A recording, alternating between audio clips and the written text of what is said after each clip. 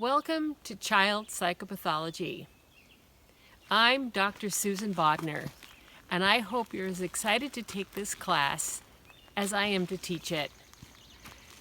This class is a journey, and sometimes an uphill one, where we will be considering the struggles and tumbles, the aches, and the strengths of each child, getting to know them, and trying to understand what will help each child thrive.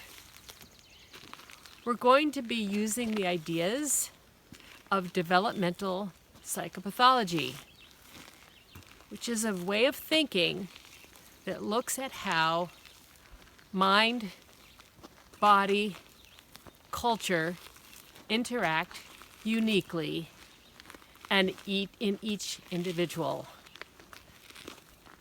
So a metaphor that I have for this is gardening.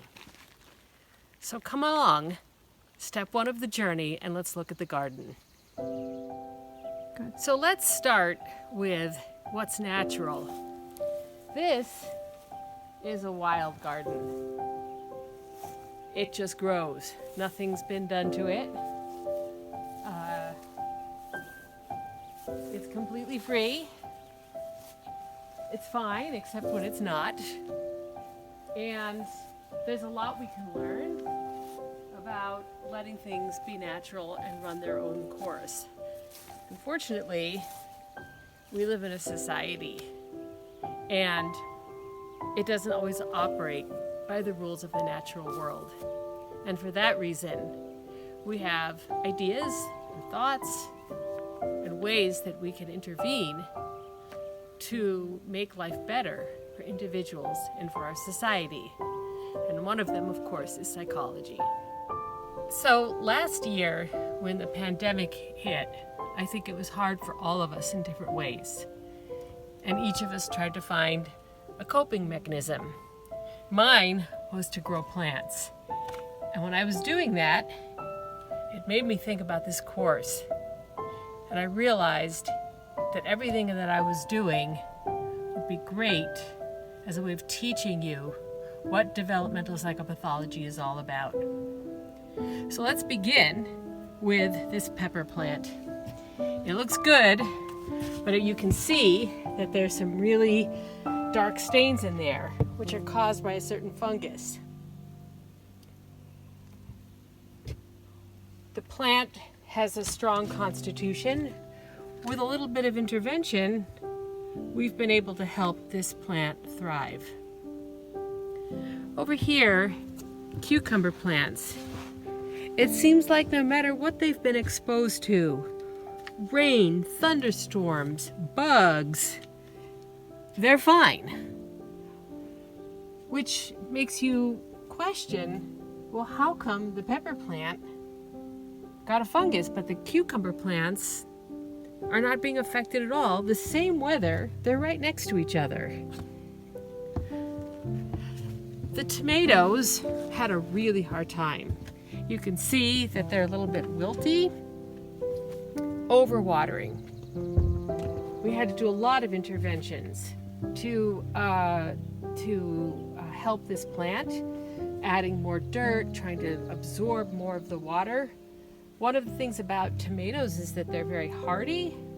However, they can be very vulnerable to a specific thing, which is overwatering.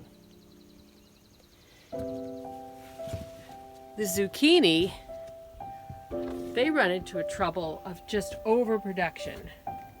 Just growing, and then they're not healthy. So we have to kind of pick regularly and keep them slowed down so that they don't grow weak. We want these plants to be strong. And over here, the poor plant, same environmental effects, but this plant had a really hard time. But you see, it's still alive. Same with this one. There's still life there. So We do the things we need to do to help take care of it, nurture it, interventions. We do the best we can. So this metaphor of the garden helps us really understand that biological processes, cultural processes combine in the production of each individual differently.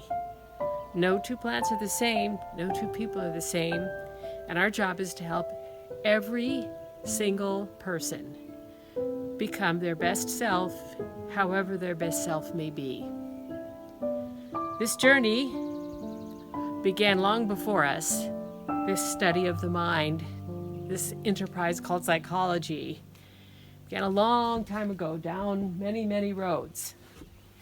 And it ends in a horizon that we can't even yet imagine. So what I'd like you to do is join me in this endeavor. Go to the Canvas page and let's get started. I look forward to meeting you. Thank you so much.